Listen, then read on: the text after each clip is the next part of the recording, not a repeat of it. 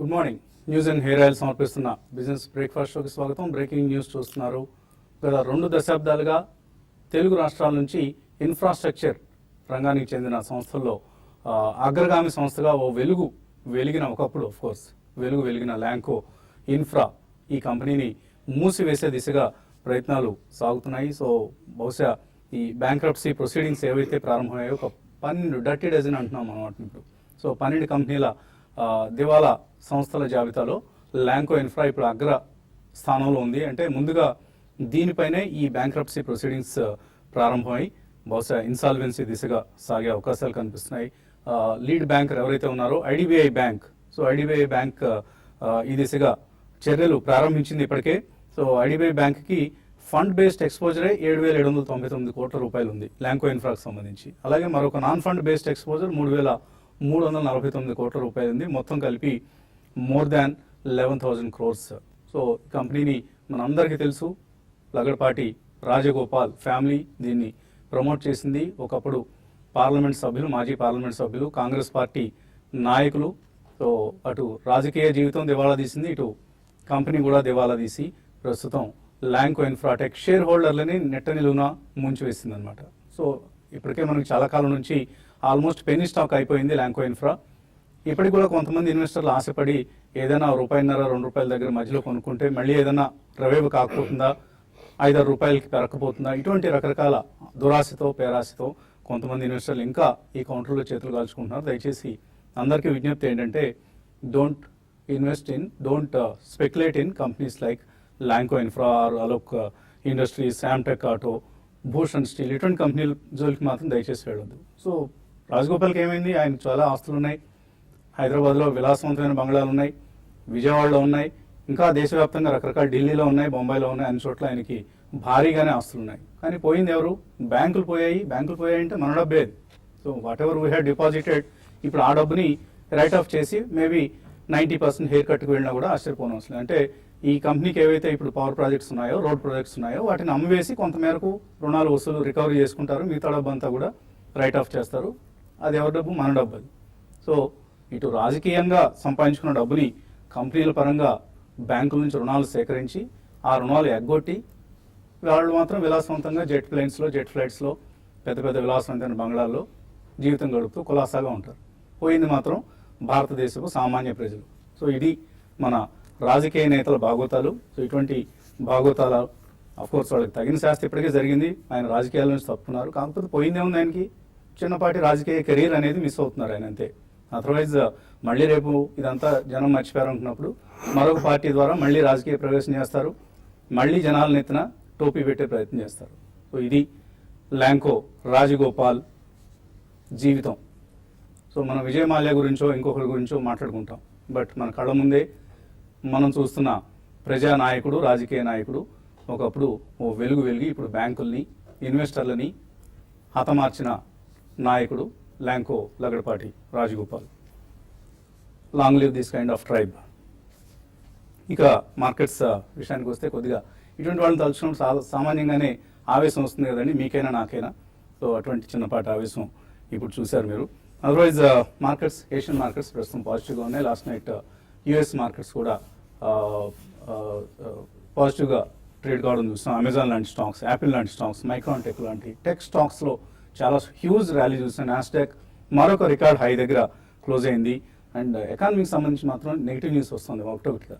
ఏంటంటే ఇప్పుడు పంజాబ్లో మళ్ళీ ఫామ్ లోన్ వేవర్ అట 8.5 లక్షలు. ఇప్పుడు మనం రాజగోపాల్ గురించి మాట్లాడుకున్నాం. ఓకే, రాజగోపాల్ ఆయన విలాసవంతమైన జీవితం గడిపాడు, చక్కటి రాజకీయ వైభోగాన్ని ఆయన అనుభవించాడు. ఇంకోసం రైతులకు మాత్రం ఎందుకు అన్యాయం జరగాలి, రైతుల లోన్ మాత్రం ఎందుకు రుణాలు మాఫీ చేయకూడదు, ఇది కొంతమంది వాదించే విషయం. కానీ రైతులకు కావాల్సింది ఇవాళ నాట్ బ్యాంక్ లోన్ వేవర్స్ అండి. వాళ్ళకి కావాల్సింది వాళ్ళ పండించిన పంటకి చక్కటి గిట్టుబాటు ధర కావాలి వాళ్ళకి. అలాగే వాళ్ళకి కావాల్సిన అంశాలు వేరు. వాళ్ళకి మినిమం సపోర్ట్ ప్రైస్ కావాలి, ఇన్పుట్స్ చీప్గా దొరకాలి, అలాగే ఎప్పుడు అవసరమైతే అప్పుడు క్రెడిట్ దొరకాలి, పంట రుణాలకి ఇన్సూరెన్స్ క్రాప్ ఇన్సూరెన్స్ కావాలి, పంటకి బీమా భద్రత కావాలి. వీటన్నిటిని పక్కన పెట్టి ఫామ్ లోన్ వేవర్స్ అంటూ రైతుల్ని బెచ్చగాళ్ళం చేసే ప్రయత్నం చేస్తుంటారు రాజకీయ పార్టీలు. సో గతంలో మనం ఏపీలో చూసాం, తెలంగాణలో చూసాం, అలాగే తమిళనాడులో చూసాం. ఇప్పుడు యూపీ, మహారాష్ట్ర, మధ్యప్రదేశ్, హర్యానా ఇటువంటి రాష్ట్రాల్లో కూడా ఫామ్ లోన్ వేవర్స్ ఇదంతా కూడా మంచి కల్చర్ కాదండి. క్రెడిట్ కల్చర్ దెబ్బతింటుంది. నిజంగా డబ్బులు ఉండి స్తోమత ఉండి డబ్బులు కడదాం బ్యాంకు అనుకునే వాళ్ళు కూడా ఎలాగో రుణమాఫీ అయిపోయింది కదా అని చెప్పేసి రుణాలు కట్టడం మానేస్తారు. ఫలితంగా బ్యాంకులకి నష్టం, మన ఆర్థిక వ్యవస్థకి నష్టం, ఇటు వైపున ఫిజికల్ డెఫిసిట్తో కొంత బాధపడుతున్న దేశం ఇది. దీనికి ఇప్పుడు ఇటువంటి మానిటరీ లాసెస్ కూడా, లూజ్నెస్ కూడా వచ్చేస్తే వడ్డీ రేట్లు తగ్గ భవిష్యత్తులో. ఎందుకంటే ఇప్పుడున్న పరిస్థితుల్లో ఇటువంటి ఫామ్ లోన్ వేవర్స్ ముదిరితే, ఎందుకంటే సంవత్సరానికి కనీసం 30 నుంచి 40 వేల కోట్ల రూపాయలు సెంట్రల్ ఖజానాకి ఇది నష్టం అనమాట, ఈ డెఫిసిట్ అనేది. ఇంకా మనకి ఫిజికల్ డెఫిసిట్ పెరిగిపోతుంటుంది. ఫలితంగా ఆర్బీఐ వడ్డీ రేట్లు తగ్గించడానికి ముందుకు రాకపోవచ్చు. ఇదంతా ఎకానమీ మీద చాలా బ్యాడ్ ఎఫెక్ట్ చూపించే అంశం. మన రాజకీయ నేతలకి ఇవన్నీ పట్టవు. ఒక పార్టీకి పోటీగా మరొక పార్టీ ఇటువంటి ప్రజాకర్షక విధానాలను అవలంబించే ప్రయత్నం చేస్తాం. అసలు రైతుల సమస్యలు ఏంటి, వాటిని ఎలా అడ్రస్ చేయాలన్న విషయాన్ని పక్కన పెట్టి, ఎందుకంటే నిజంగా అన్నీ సజావుగా జరిగితే ఈ దేశంలో రైతులకు మించి ముందందు వేసి లోన్లు కట్టడానికి ముందుకు వచ్చే కెరీర్ ఇంకొకటి ఉండదు. అది ఇతర ఏ సెక్టర్తో తీసుకున్నా కూడా ఫామ్ లోన్స్లో చక్కటి రికవరీస్ ఉంటాయి. మధ్యలో రాజకీయ నేతలు ఇటువంటి పిచ్చి పనులు చేస్తుంటారు. సో మేబీ ఇవాళ బ్యాంక్ స్టాక్స్లో ఎటువంటి మూవ్స్ ఉంటాయి ఈ నేపథ్యంలో అన్న వార్త అన్నది చూడాలి. ఎందుకంటే నిన్న బ్యాంక్ నిఫ్టీ మనకు రికార్డ్ హైని బ్రేక్ చేసింది, బ్రేక్అవుట్ వచ్చింది మనకు చాలా కాలం తర్వాత. సో అది 23,700 రికార్డ్ హైని దాటగలిగింది bank Nifty. So but mid క్యాప్స్లో మాత్రం కొంత అండర్ పెర్ఫార్మెన్స్ చూసాం నిన్న. అండ్ ఇది ఇవాళ కూడా ఉంటుందా, లేకపోతే లార్జ్ క్యాప్స్తో ఇవాళ క్యాచ్అప్ అవుతాయా? ఇది చాలా ఇంట్రెస్టింగ్ ఇష్యూ ఇవాళ. ఎందుకంటే మిడ్ క్యాప్స్ కొద్దిగా లేట్గా పార్టిసిపేషన్ స్టార్ట్ చేస్తాయి. సో అటువంటి మిడ్ క్యాప్స్ అవుట్ పెర్ఫార్మెన్స్ ఏమైనా ఇవాళ ఉంటుందని చూడాలి. ఇక ఎనలిస్ట్ని అడిగి మార్కెట్ సంబంధించిన మరిన్ని విశేషాలు తెలుసుకుందాం. సో కొంత గ్లోబల్ క్యూస్ పాజిటివ్గా ఉన్నాయి. నిన్న అనూహ్యంగా మార్కెట్స్ చాలా రికార్డ్ హైస్ దగ్గర క్లోజ్ కావడం చూసాం. సెన్సెక్స్ కావచ్చు, బ్యాంక్ నిఫ్టీ కావచ్చు. అండ్ ఇవాళ మనం ఎటువంటి ట్రెండ్ చూస్తాం అనుకుంటున్నారు? యా, ఐ థింక్ ఇదంటే మన ప్రీవియస్ హైని దాటి మళ్ళీ స్ట్రైట్ ఫార్వర్డ్ గా ఒక చాలా స్ట్రాంగ్ పాజిటివ్ ట్రెజెక్టరీ ఉంటుందా, అది కొద్దిగా డౌట్ఫుల్ అండి. బికాస్ అది జిఎస్టీ ఇంప్లిమెంటేషన్ అయిన తర్వాత జూన్ క్వార్టర్ రిజల్ట్స్ వచ్చాక market will take a cue అండి. బట్ అదర్వైజ్ ఐ థింక్ ఇది ఒక రేంజ్ బౌండ్ ట్రేడే అని చెప్పాలి. బట్ మీరు అన్నట్టు there are some churning in different sectors. అంటే ఇప్పుడు mid and small cap last few days గా అంతగా పర్ఫార్మ్ చేయలేదు. Metal stocks again are back in to fore. Bank stocks of course అంటే led by a few stocks. Definitely bank లో NPA సమస్య, especially private banks lead చేశాయి. Yeah, so ఎందుకంటే ఇప్పుడు private banks లో కొద్దిగా ఈ మర్జర్స్ అండ్ అక్విజిషన్స్ కూడా ఎక్కువ అవుతాయని చెప్పే వాదన చాలా స్ట్రాంగ్ గా వినిపిస్తుందండి. కాబట్టి బ్యాంక్ లో ఎన్పిఏ ప్రాబ్లం ఎట్లాగో రాబోయే 6 to 12 months లో డెఫినెట్లీ ఒక షేప్ దిద్దుకుంటుందనే చాలా స్ట్రాంగ్ ఎక్స్పర్ట్స్ ఒపీనియన్ వస్తుంది. బట్ ఆల్ ఇన్ ఆల్ మనకి GST is a very positive sign and monsoon is a very positive sign. కాబట్టి ఎంత ఎక్స్టర్నల్ పాజిటివ్ క్యూస్ వచ్చినా మార్కెట్లో అంత స్ట్రాంగ్గా ఇమీడియట్లీ మనకి రాబోయే 2-3 weeks లో ప్రీవియస్ పీక్ దాటి వెళ్ళే అవకాశం ఎక్కువ కనిపించలేదండి. They can always be some churning.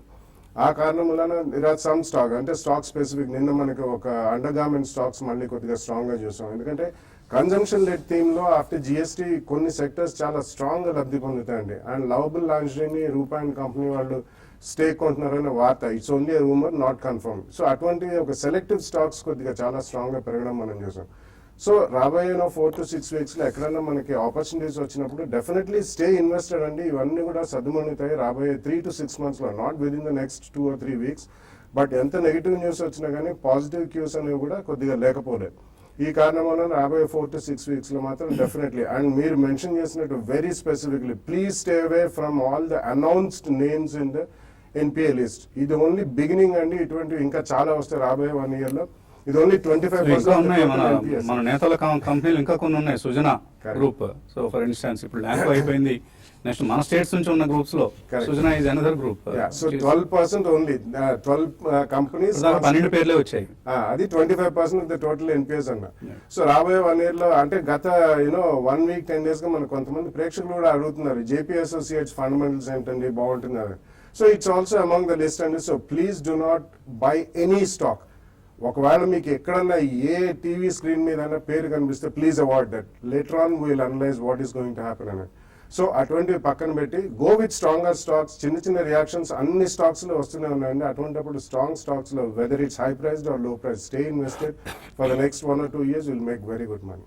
So thank God కొన్ని కంపెనీస్ లైక్ మన పోలవరం ప్రాజెక్ట్ ట్రాన్స్ట్రాయ్, ఈ కంపెనీ కూడా లిస్టెడ్ కంపెనీ కాకుండా ఇన్వెస్టర్లో చేసుకున్న అదృష్టం అనుకోవచ్చు. సో అందులో కూడా ఇన్వెస్టర్లు మునిగిపోయి ఉండేవాడు ఒకవేళ అది లిస్టెడ్ అయి ఉంటే.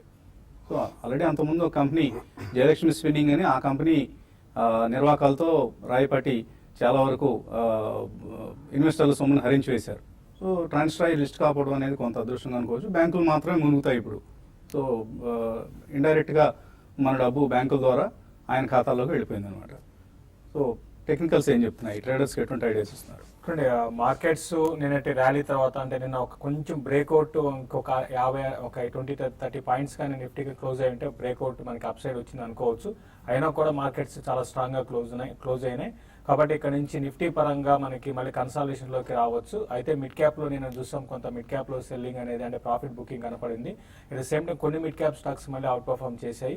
మళ్ళీ మిడ్ క్యాప్లోనే యాక్షన్ ఉండే అవకాశాలు ఉన్నాయి. కాబట్టి వాటిలోనే బయింగ్ వెళ్ళమంటాను. అయితే బ్యాంక్ నిఫ్టీ ఏ విధంగా ఈ రోజు ఉండొచ్చు అనేది మనం, ఎందుకంటే ఈ లోన్ వేవర్ గురించి పిఎస్యూ బ్యాంక్స్లో మళ్ళీ సెల్లింగ్ రావడానికి అవకాశం ఉంది. ఒకవేళ అదే కానీ జరిగితే కొంచెం నిఫ్టీ 9640 అంటే ఒక 10-15 పాయింట్ కూడా కిందకి రావచ్చు. 9640 దగ్గర ఇంటర్డేలో నిఫ్టీకి సపోర్ట్ ఉంది. అక్కడికి వచ్చినప్పుడల్లా కూడా కొన్ని ఇండెక్స్ బేసిక్ స్టాక్స్లో లాంగ్ వెళ్ళమంటాను. నిన్నటి రోజు కొంచెం ఫార్మా స్టాక్స్లో లాస్ట్ వీక్ అవుట్ పర్ఫార్మ్ చేసింది ఫార్మా సెక్టర్, కొంచెం సెల్లింగ్ వచ్చింది. అయితే మళ్ళీ ఈరోజు అంటే ఈరోజు రేపటికి మళ్ళీ స్లోగా ఫార్మా స్టాక్స్లో లాంగ్ పొజిషన్స్ని తీసుకోమంటాను. నెక్స్ట్ ఒక 2-3 రోజుల్లో మళ్ళీ ఫార్మా స్టాక్స్ బౌన్స్ బ్యాక్ అయ్యే అవకాశం ఉంది. అయితే ఐటీ కంపెనీస్ లాస్ట్ వీక్లో మనకి బాగా వీక్ అవునాయి. అయితే నిన్నటి రోజు కొంత షార్ట్ కవరింగ్ వచ్చింది. వీటిని మాత్రం హయ్యర్ లెవెల్లో సెల్ చేయమంటాను. బయింగ్ విషయానికి వస్తే మిడ్ క్యాప్లో టాటా గ్లోబల్ బెవరేజెస్ షార్ట్ టర్మ్ కోసం బై చేయమంటాను. 156 అక్కడ ట్రేడ్ అవుతుంది. 152 దగ్గర స్టాపర్స్ పొజిషనల్ ట్రేడర్స్ 166 to 172 దాకా రావడానికి అవకాశం ఉంది. అదేవిధంగా ఫోర్టిస్ హెల్త్ కేర్ ఒకటి, దీన్ని కూడా కరెంట్ లెవెల్స్లో బై చేయమంటాను. 185 దగ్గర స్టాప్ లాస్ పెట్టుకుంటే 204, 210 దాకా పెరగవచ్చు. ఇక సెల్లింగ్ విషయానికి వస్తే ఇది ఇంట్రాడే కోసం మాత్రమే. పిఎన్బి పంజాబ్ నేషనల్ బ్యాంక్ని హయ్యర్ లెవెల్స్లో సెల్ చేయమంటాను. 148.50 దగ్గర స్టాప్ లాస్, 146, 145 ఆ లెవెల్స్కి వచ్చినప్పుడు కూడా షార్ట్ని క్లోజ్ చేయొచ్చు. తర్వాత ఆర్ఈసీ ఒకటి 190 బిలో ఉంటే దాన్ని కూడా సెల్ చేయమంటాను. 192 దగ్గర స్టాప్ లాస్, 186 ఆ లెవెల్స్కి వచ్చినప్పుడు షార్ట్ క్లోజ్ చేయమంటాను. మిడ్ క్యాప్లో మాత్రం యాక్షన్ ఈరోజు కొనసాగవచ్చు అండి. ఓకే అండి, ఇక అందరూ ఎదురు చూస్తున్నారు value by, TV5 value by ఏంటి ఇవాళ, ఏ స్టాక్ని రికమెండ్ చేయబోతున్నారని అందరూ ఆసక్తి ఎదురు చూస్తున్నారు. సత్యరెడ్డి ఒక మెయిల్ పంపించారు. సెలెక్ట్ ఎనర్జీ నిన్న మీరు రికమెండ్ చేశారు, 600 రూపాయలు టార్గెట్ ప్రైస్ ఉన్నారు, కానీ నిన్ననే 550 రూపాయలు అయిపోయింది, ఏం చేయాలి? 480లో మనం రికమెండ్ చేసిన స్టాక్ అది. సో అంత ఎక్స్పీరియన్స్ టైంలో డోంట్ బై ఇట్ అండి. మనం రికమెండ్ చేస్తుంది కనీసం 1 year టైం ఫ్రేమ్తో కొనండి అని. సో సెలెక్ట్ ఎనర్జీలో అనూహ్యంగా నిన్న ఎందుకనో కొంత ఇన్స్టిట్యూషనల్ యాక్టివిటీ ఏదో జరిగినట్లుగా ఉంది, 550 రూపాయలు వచ్చేసింది. అటువంటి యూఫరిక్ టైమ్స్లో కొనదండి. ఇన్ఫాక్ట్ ఓపెనింగ్లో ఆపర్చునిటీ ఇచ్చింది. It open at around 485, 490. So 490 తర్వాత అది 550 వరకు వెళ్ళడం చూసాం. సో ఎవరైనా కొనాలనుకున్నప్పుడు కొద్దిగా కూల్ ఆఫ్ అయిన తర్వాత, లేదా ఓపెనింగ్లో పెద్దగా ప్రైస్ మూవ్మెంట్ ఏమి లేనప్పుడు డెఫినెట్లీ కొనుక్కోవచ్చు. But don't by at higher levels అండి, ఎందుకంటే అక్కడ నుంచి మనకు టార్గెట్ ప్రైస్ పెద్దగా ఉండదు. మేబీ 5 to 10% అప్రిసియేషన్, మనం కనీసం ఒక 25-30% రిటర్న్స్ ఉంటాయి నెక్స్ట్ 1 to 2 yearsలో అనే ఉద్దేశంతో రికమెండ్ చేస్తున్న స్టాక్స్ కాబట్టి don't by them in at a very heated price. కొంత కూల్ ఆఫ్ తర్వాత కొనుక్కునే ప్రయత్నించండి. ఇక వాల్యూ బై వచ్చేస్తుంది చిన్న బ్రేక్ తర్వాత.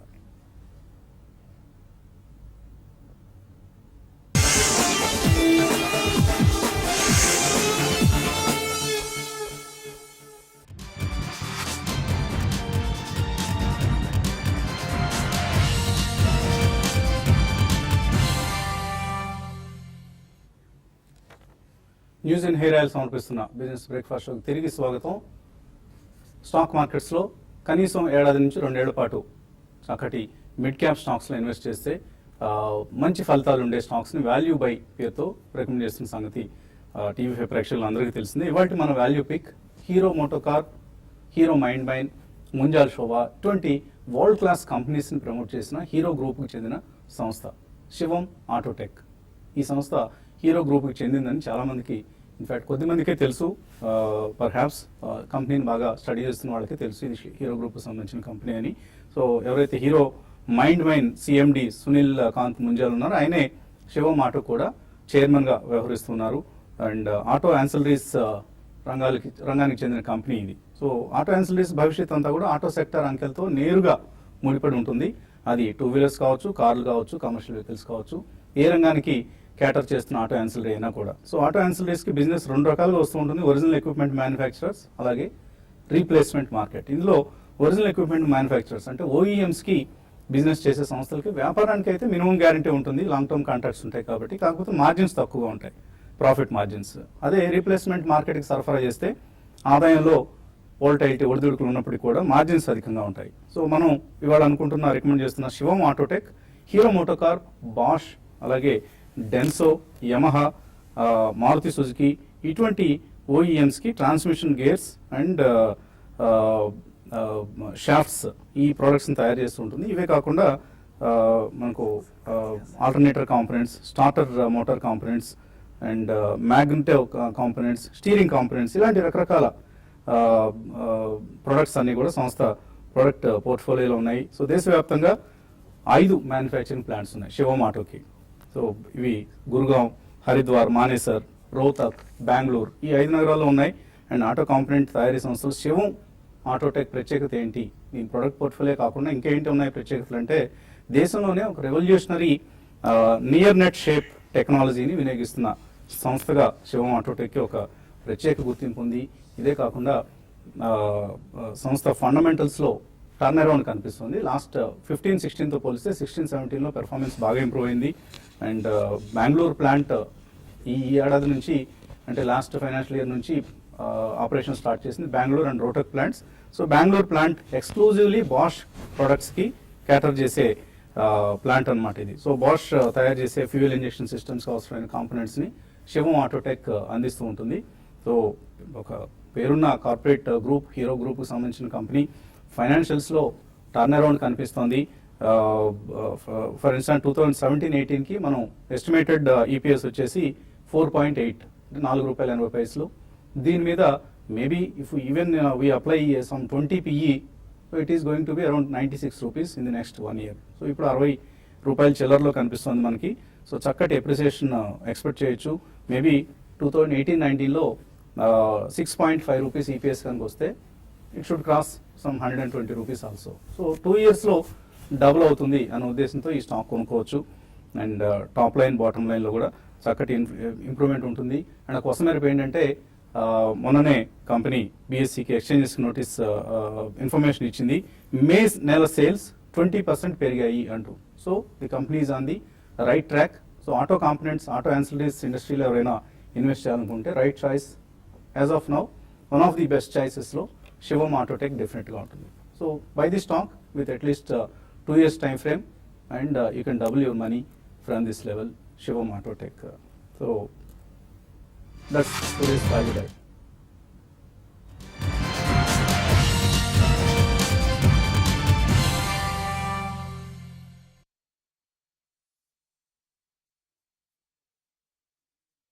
ఇవాల్టి మన క్వశ్చన్ అండ్ ఆన్సర్ సెషన్ ప్రారంభిద్దాం. AFC ఫ్రెండ్స్ విజయవాడ నుంచి అడుగుతున్నారు, భూషణ్ స్టీల్, మోనత్ ఇస్పాత్ ఈ 2 కొంటారట 1 year వ్యూతో.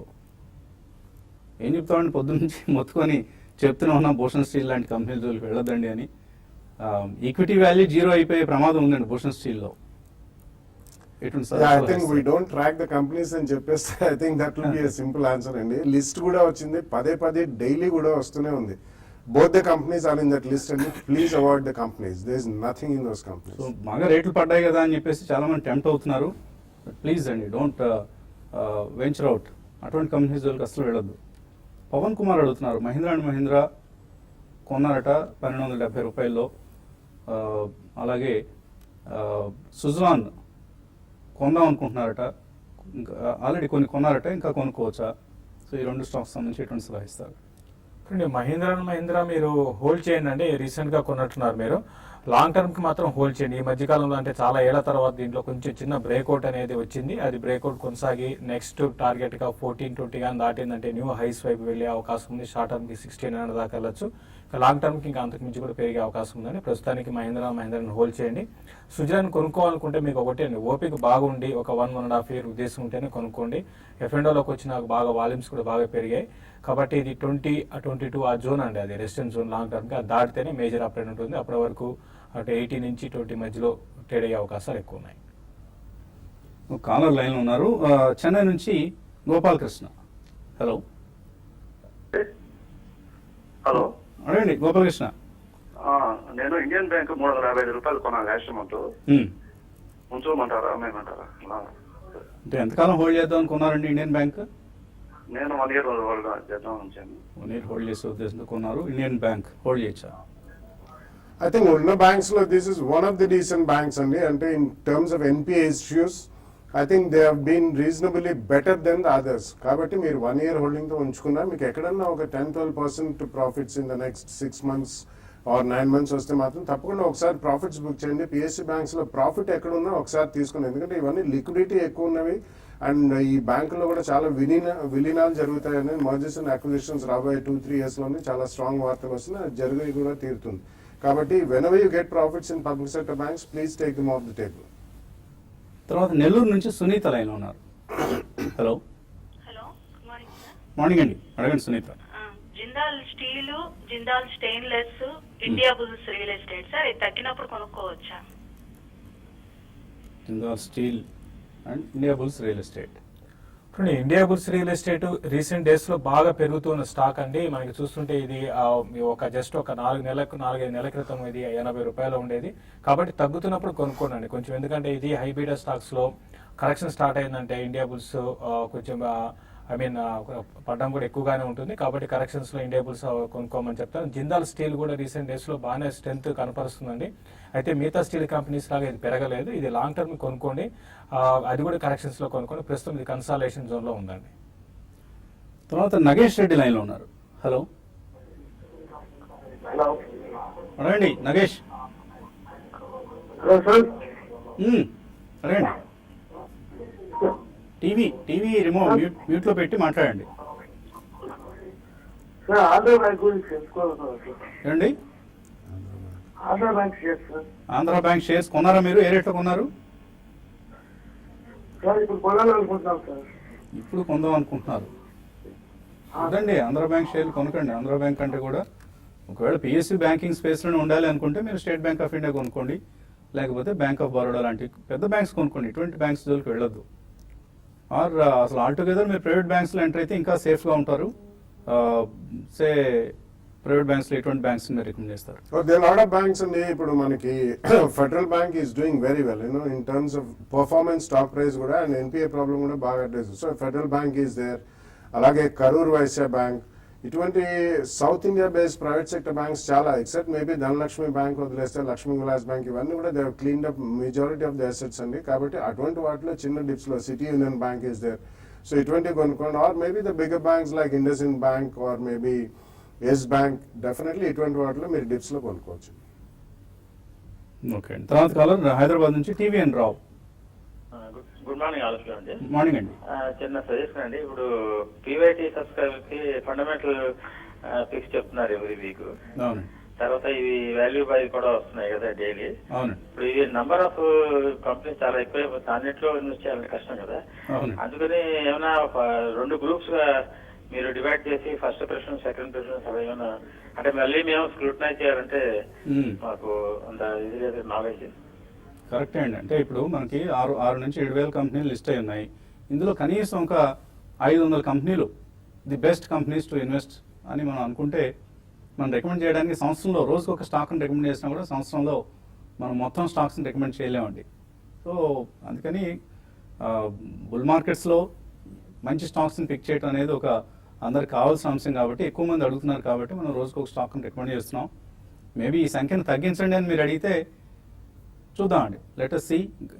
ఈ 500 కూడా ఇంకొక 250 కంపెనీస్కి మాత్రం పరిమితం చేసి మనం రికమెండ్ చేసే ప్రయత్నం చేద్దాం. ఎస్పెషల్లీ ఇప్పుడున్న పరిస్థితుల్లో small and mid caps out perform చేస్తున్నాం. అందుకని ఎక్కువ మిడ్ క్యాప్స్ని మనం రికమెండ్ చేయడం జరుగుతుంది. లాస్ట్ 3-4 డేస్ నుంచి కూడా అదే పని చేస్తున్నాం.